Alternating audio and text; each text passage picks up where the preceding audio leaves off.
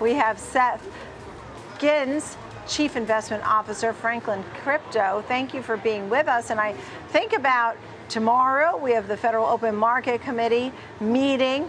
But I want to know what your thoughts are, because it appears that the U.S. Senate has really shelved the Clarity Act ahead of the summer break, which they're going to take on August 8th.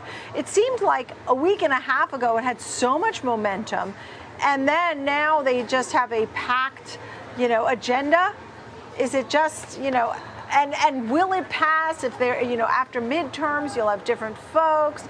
Is this the end of the Clarity Act? Oh, I think we're right in the dance. We're in the thick of the dance right now.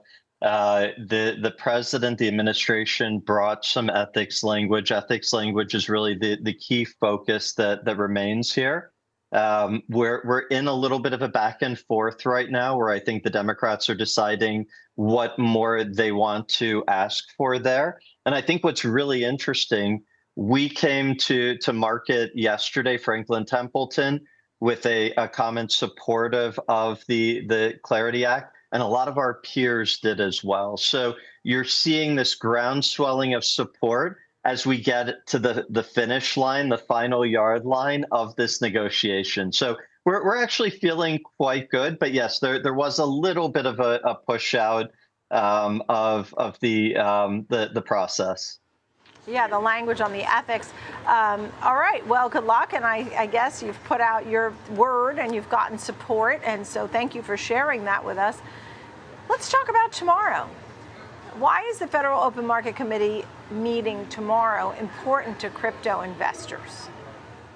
So crypto trades with a pretty strong inverse correlation to rates and real yield. So if the market thinks that the Fed is going to raise rates, particularly in an environment where we don't have a really strong economy, we have a good economy. It's a concentrated economy focused around the AI sector. That would not be good for crypto. So it's interesting.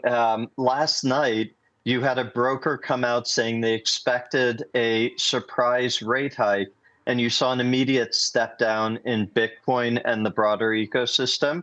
We've seen some stabilization since then, as was discussed with your prior guest. You're not seeing the futures market price in a big increase in expectations for a hike tomorrow, even though it is higher than you would normally expect.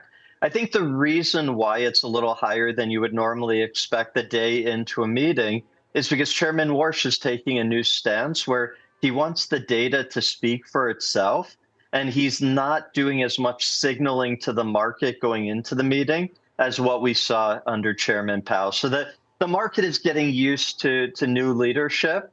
I think it's fairly likely that we get a hold, but we'll find out in a day. Look, we also had a chip sell-off and some margin calls that were coming in. That too can be something that affects crypto to a certain extent. I mean, to your point, if rates, have that inverse relationship as rates go up, crypto comes down. Well, the last rate hike was last year. We are now almost in August, and year to date with crypto, we look at Bitcoin down 27%. So I can't really say right then that inverse relationship is holding true.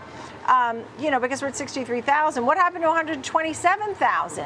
What do folks with Ethereum and Bitcoin need to get a catalyst, to get a boost? I mean, how about 10, 20%? Forget about getting back to the highs. Well, there's a small sector that's been taking a lot of flows called AI. I think what's fascinating about where we are right now with crypto is, at Franklin, we're sitting in this great seat. We're talking to the sell side. We're talking to the rest of the buy side. There is an immense amount of momentum to adopt blockchain technology.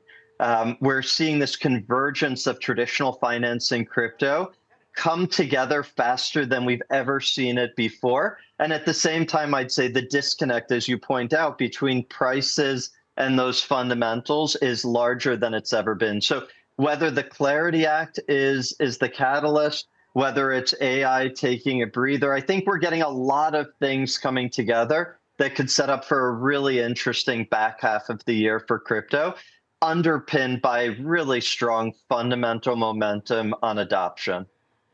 All right. Well, thank you for that. I appreciate it. It's great to see you, Seth Ginns. Appreciate it.